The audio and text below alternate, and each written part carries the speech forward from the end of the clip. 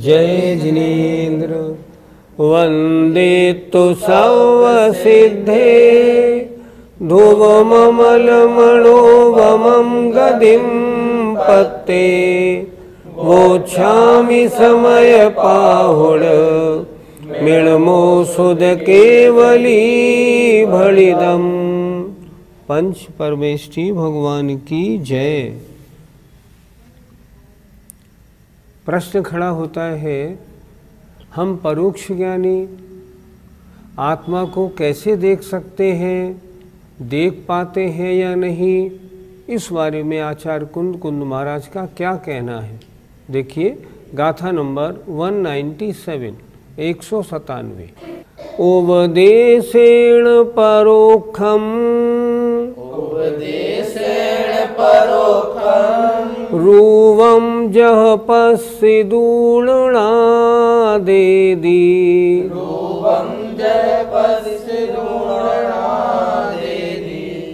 भर्णदितहेव घिप्पदि जीवो दिठो यणादोय। बोलिए। उपदेशेण परोक्षम रूपं जपस्यदूर्णादेदि वर्णदितहेव घिप्पदि जीवो दिठो यणादोय। उपदेशेण परोक्षम रूपं जपस्यदूर्णादेदि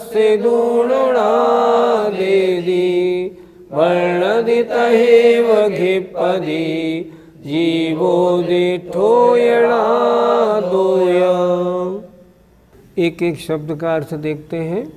उपदेशेण उपदेश से, परोक्षम परोक्ष, रूपम माने रूप, जह माने जैसे, पश्चिदूर्ण लिखा देखकर, णादेदि जाना जाता है, भर्णदि कहा जाता है, तहेव घिप्पदि वैसे ही ग्रहण किया जाता है।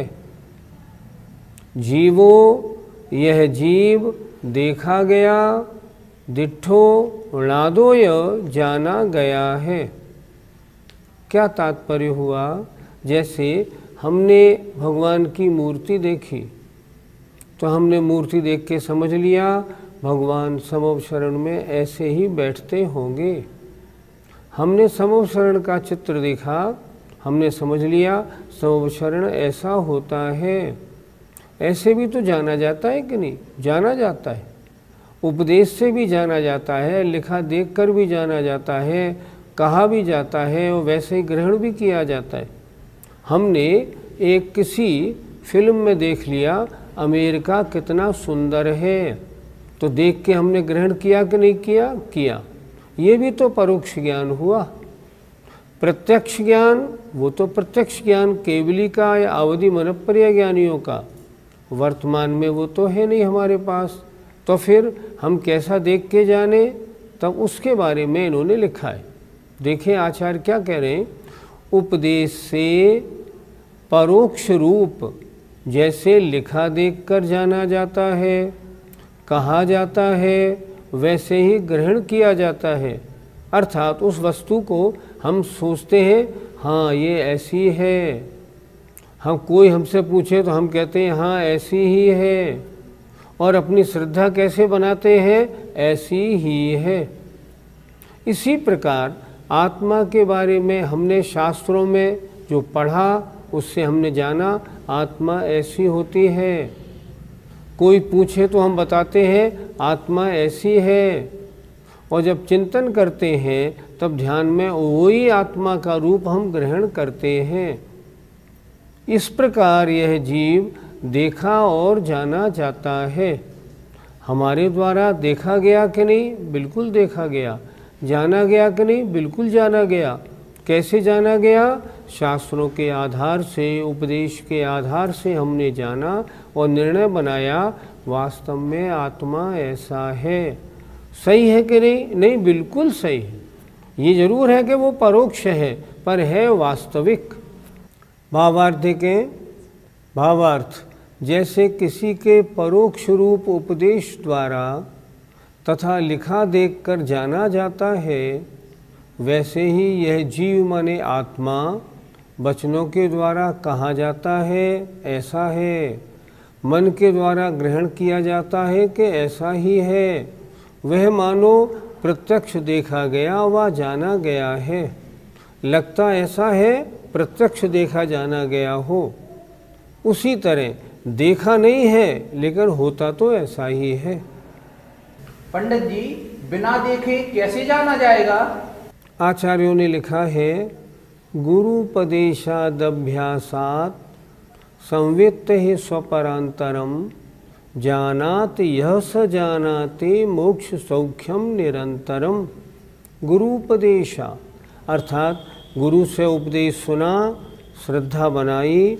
गुरुदेव गलत नहीं बोलते, ये बोल रहे हैं बिल्कुल ठीक बोल रहे हैं। गुरुपदेशात अभ्यासात अर्थात अपना अभ्यास किया, अपने में निर्णय बनाया ये ऐसा ही है। और संवित्ते है और निज और पर के अंतर का संवेदन किया। आत्मा कोई वस्तु है कि नहीं? अगर है तो कैसी है? क्या आत्मा और शरीर एक है कि अलग अलग है? हमने देखा सामने कोई व्यक्ति है, मरण शैया पर है। जब आत्मा निकलती है ना, तब वो बॉडी उसकी डेड हो जाती है। प्रश्न, इसमें से क्या निकला जो इसने देखना सुनना सब बंद कर दिया? इससे मालूम पड़ा कि इस शरीर में दो वस्तुएं हैं, आत्मा और शरीर। जब तक आत्मा रहता है तब तक ये शरीर जानता देखता है, आत्मा के निकलने के बाद नहीं जानता देखता। ये ज्ञान कहाँ से आया? ये ज्ञान शास्त्रों से आया। शास्त्रों से कैसे आया? हमने पढ़ा, गुरु उपदेश से सुना, उसका चिंतन किया, तब ये बात बनी। शास्त्रों में लिखा है, पाप कार्य करोगे तो नरकों में जाओगे, नरकों में ऐसे ऐसे दुख मिलते हैं। कभी चिंतन करते हैं तो वो नारकी आपस में काट मार करते हुए हमें दिखाई पड़ते हैं। अगर अच्छे कार्य करोगे, सज्जनता से रहोगे ना, तो स्वर्ग के सुख मिलेंगे, उसका भी अनुभव होता है। दान दोगे ना तो भोग भूमि में पैदा होगे। भोग भूमि कैसी है? कभी चिंतन करते हैं ना तो कल्प वृक्ष लगे हुए हैं, जो चाहो जितना चाहो उतना मिलता है। ऐसा स्थान है? हाँ बिल्कुल है। आप कैसे कह सकते हैं? शास्त्रों में भगवान का उपदेश है, उसमें लिखा हुआ है। हम वैसा मानते हैं, वैसा समझते हैं, वैसा जानते हैं। इसी प्रकार आत्मा हमारे देखने में नहीं आती, लेकिन फिर भी उपदेश के अनुसार, शास्त्रानुसार आत्मा ऐसी है, ये अपने अनुभव में आती। अब दूसरी हम चर्चा करें, कर्म बल से मलिन जो आत्मा है उसको कौन देख सकता है? क्योंकि वो रूपी है। जरा ध्यान से सुनिएगा, हमारी आत्मा स्वभाव से अरूपी है, पर वर्तमान में कर्ममल से सहित होने के कारण रूपी ही है। ही लगाइए, बहुत स्पष्ट लिखा है उन्होंने। वर्ण रस पंचगंधा दो फासा अठ्ठुनिच्छया जीवे लोसंति अमुत्ति तदो व्यवहारा मुक्त बंधा दो। लेकिन व्यवहार में मतलब वर्तमान अवस्था में बंध सहित होने से मूर्तिक है। तो मूर्ति किसके द्वारा देखी जाएगी? मूर्ति कदाचित अवधि मनप्रिय ज्ञानी भी आत्मा को देख सकते हैं। हम देख सकते हैं कि नहीं? नहीं, हम तो मति श्रुत ज्ञानी हैं, हम कैसे देख सकते हैं? फिर आत्मा का चिंतन कैसे करेंगे? आत्मा को कैसे जानेंगे? शास्त्र के अनुसार पढ़ो, अब समय सार जी की इतनी गाथाएं हो गई, इनमें आत्मा के स्वरूप को तो समझाया गया है, आत्मा है कैसा, तो इसको पढ़ें, पढ़ के निर्णय करें आत्मा वास्तव में ऐसा है। हमारे यहाँ एक बार एक छुल्लक जी पधारे थे, उन्होंने हमसे कहा आत्मचिंतन देखो ऐसे भी हो सकता है। कैसे महाराज? तो उन्होंने बताया तुम्हारे इस शरीर में दो वस्तुएं हैं, एक आत्मा और शरीर। ठीक, सामने आत्मा को इधर रख दो और शरीर को इधर रख दो, फिर देखो। ठीक, ये शरीर जो दिखाई पड़ा काला पीला नीला लाल, ये शरीर है, और ये जो एक शुद्ध चैतन्य मात्र है ये आत्मा है। इन दोनों का मिला ये शरीर है। तो आत्मा को कैसे चिंतन करें? शरीर प्रमाण है। सारा द्रव्य संग्रह ग्रंथ आत्मा के ऊपर लिखा गया। जीवो उबोगमो अमुत्ति कत्ता सदेह परिमाणो भूता संसारत्थो सिद्धो सो विश्व सो ढगई। आत्मा कैसा है? आत्मा ऐसा है। कितना बड़ा है? शरीर प्रमाण है। इतना मोटा, इतना लंबा, इतना चौड़ा। रूप रस गंध स्पर्श नहीं है। भोगने वाला है, हाँ, सुख दुख को भोगने वाला है। ये सब बातें उन्होंने बहुत अच्छी तरह बताई। इन सब बिंदुओं को पढ़ के आत्मा के बारे में बहुत अच्छा चिंतन बन जाता है। चाहे परोक्ष, चाहे केवल ज्ञानी नहीं है, लेकिन फिर भी शास्त्रों के आधार से उस आत्मा का ज्ञान हमें भी है, और उस आत्मा का उसी तरह का ध्यान वे मुनि महाराज ध्यान में करते हैं। गाथा 197 का पद्य अनुवाद देखें। शिल्पादि लेख लख के जिस भांति जाना, जाता परोक्ष तम पूर्ण पदार्थ बाना। सत्शास्त्र के मनन से गुरु देशना से, हो जाए ज्ञात यह जीव सुसाधना से। इस तरह शास्त्र के मनन से, गुरु के उपदेश से इस जीव को अच्छी साधना से जाना जाता है। अगली गाथा देखें, गाथा नंबर 198। को विदिदच्छो साहू, को विदिदच्छो साहू, संपड़ि काले भणिज्यरूवमिणम्। संपड़ि काले भणिज्यरूवमिणम्। पचक्षमेव दिठम्, पचक्षमेव दिठम्। परोक्षणाणे पवठन्तम्, परोक्षणाणे पवठन्तम्। बोलो।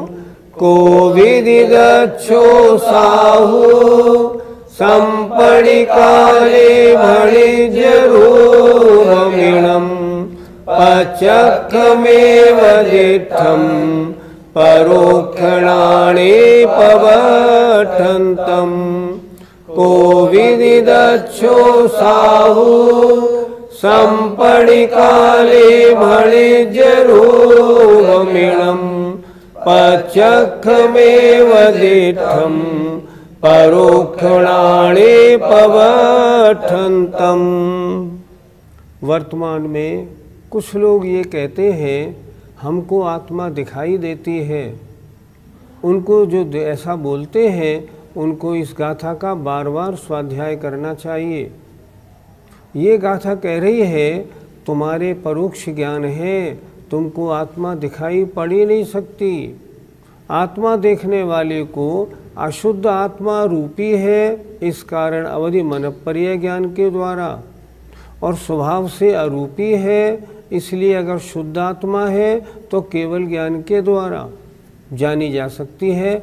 हम या वर्तमान के पंचम काल में उत्पन्न हुआ कोई भी जीव अवधि मनःपर्यय केवल ज्ञानी नहीं है, इसलिए कोई ये नहीं कह सकता कि मुझे आत्मा दिखाई देती है। नहीं, गलत। ऐसी बात नहीं मानी जाएगी। कुंद कुंद महाराज लिख रहे हैं, कितना अच्छा अर्थ है आप देखिए। को विदिदच्छो साहू, को विदिदच्छो कौन समझदार, ये शब्द कैसे निकाला? को विदितार्थः, जिसने वस्तु को समझ लिया है ऐसा कोई, अर्थात कौन समझदार। साहू माने साधु। संपणिकाले वर्तमान में भणिज्य कह सकता है कि रूपम इणम, इणम माने इस आत्मा के स्वरूप को मैंने, पच्चखमेव दिट्ठम, प्रत्यक्ष में ही देख लिया है। मैं तो जब ध्यान करता हूँ ना तो एक चमकती सी वस्तु मेरे ध्यान में आती है, मुझे तो आत्मा स्पष्ट दिखती है। नहीं, ऐसा नहीं, ये केवल बहकावा है, नहीं दिखती। आचार्य ने गाथा इसीलिए लिखी है। क्यों? परोक्षणाणे पवठंतम, परोक्ष ज्ञान में तुम प्रवर्तित होते हुए हो, तुमको यह आत्मा दिखाई पड़ ही नहीं सकती। मैंने बताया था ना पिछली गाथा में कि आत्मा, ये संसारी आत्मा क्योंकि कथनचित मूर्तिक ही है, इसलिए अवधि मनपर्य ज्ञान वाले देख सकते हैं। और जो आत्मा अमूर्तिक है, शुद्ध आत्मा है, मात्र केवल ज्ञानी ही देखेंगे। और वर्तमान में हमारे मति श्रुत ज्ञान है, अवधि मनपर्य केवल ज्ञान है नहीं। इसलिए कह रहे हैं कोई साधु ऐसा नहीं कह सकता।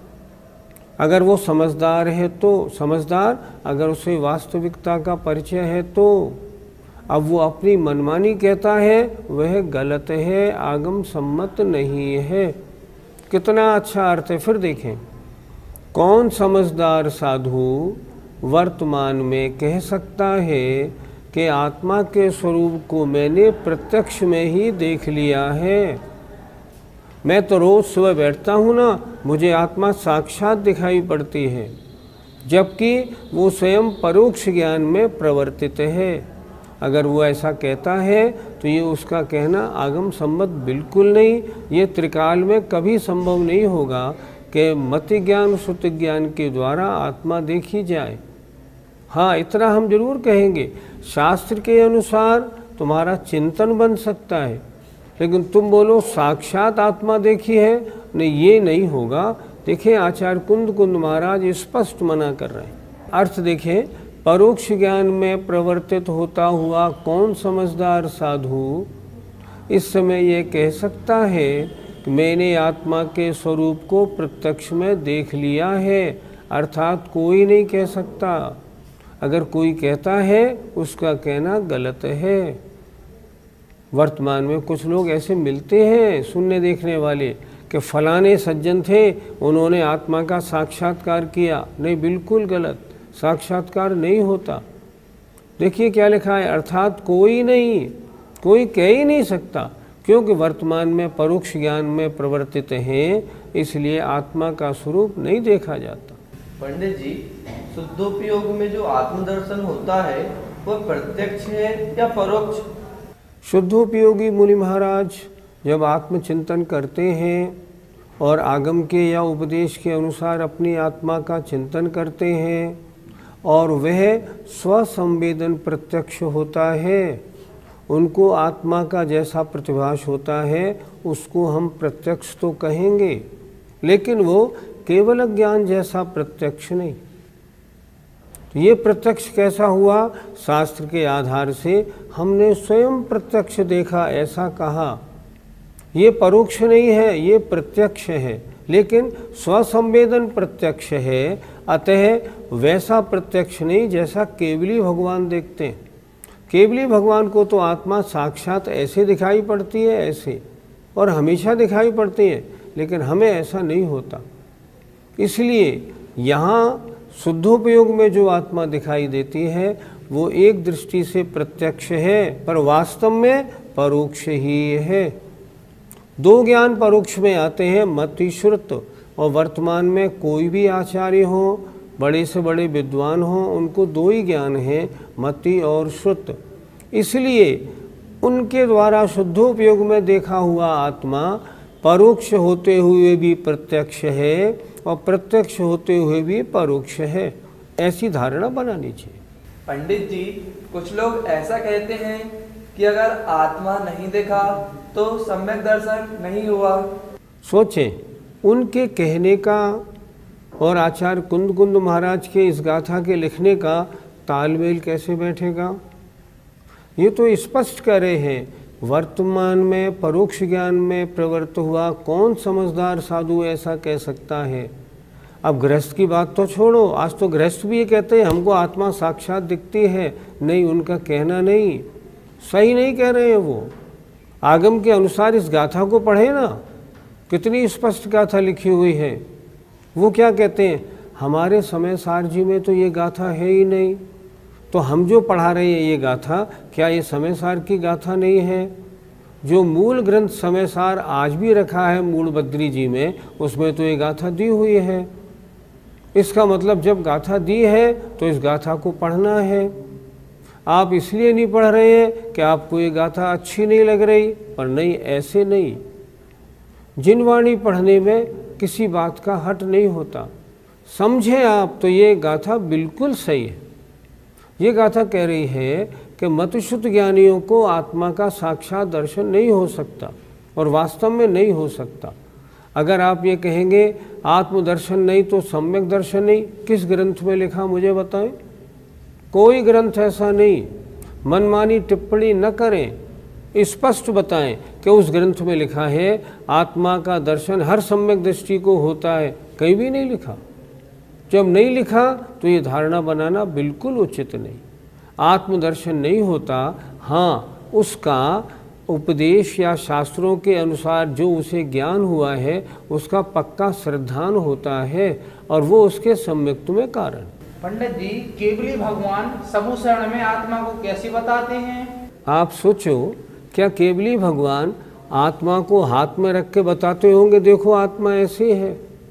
ऐसा कर सकते हैं क्या? नहीं, कभी नहीं कर सकते, ऐसा हो ही नहीं सकता। वो उनके ज्ञान में सारी आत्माओं का स्वरूप झलकता है।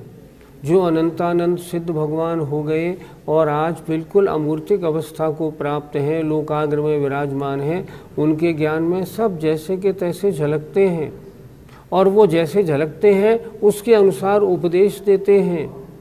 हम सुनने वाले ये केवली भगवान का उपदेश है, ये केवल ज्ञानी है, इसलिए उनके उपदेश को बड़ी श्रद्धा से स्वीकार करते हैं। यह परम सत्य है, आत्मा ऐसी ही है, हम ऐसा मानते हैं और वो मानना हमारे लिए बड़ा कल्याणकारी है। पर केवली भगवान हाथ में लेके दिखाते नहीं, देखो जैसे आंवला ऐसा है, ऐसे देखो आत्मा ऐसी है, ऐसा नहीं। वो तो जैसा अपने ज्ञान में देखते हैं वैसा बताते हैं और वैसा जानना, श्रद्धान करना ही जीवों को कल्याणकारी सम्यक प्राप्ति में कारण होता है। इसलिए उनके द्वारा उपदेश में जो आत्मा बताई जाती है वैसी ही आत्मा है, ये बात सच है, इसमें कोई दिक्कत नहीं। पंडित जी, क्या किसी व्यक्ति को आत्मदर्शी का विशेषण दिया जा सकता है? ये तो आचार्य कुंद महाराज से पूछो। आचार्य महाराज स्पष्ट मना कर रहे हैं, आत्मदर्शी का विशेषण वर्तमान में किसी को नहीं दिया जा सकता, चाहे आचार्य कुंद महाराज स्वयं ही हो। हमने माना उन्होंने अपने अनुभव से जो आत्मा देखी है, आत्मा का वो सही स्वरूप है, लेकिन उनको भी तो मतिश्रुत दो ही ज्ञान थे और उन दोनों ज्ञान से आत्मा दिखती नहीं। स्वयं उन्होंने ही तो लिखा है। जब उन्होंने लिखा है तो आत्मदर्शी ये विशेषण उचित नहीं।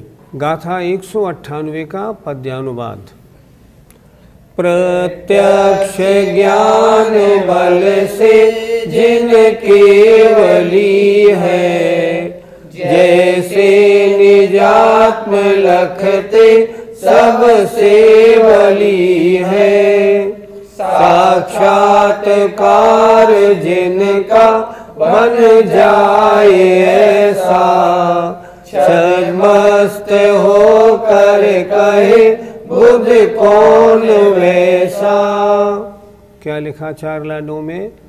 कौन छद्मस्त होकर कौन ज्ञानी ऐसा कहेगा, जैसे अपनी आत्मा को केवली भगवान प्रत्यक्ष ज्ञान से देखते हैं, ऐसा मैं देखता हूँ, कोई नहीं कह सकता।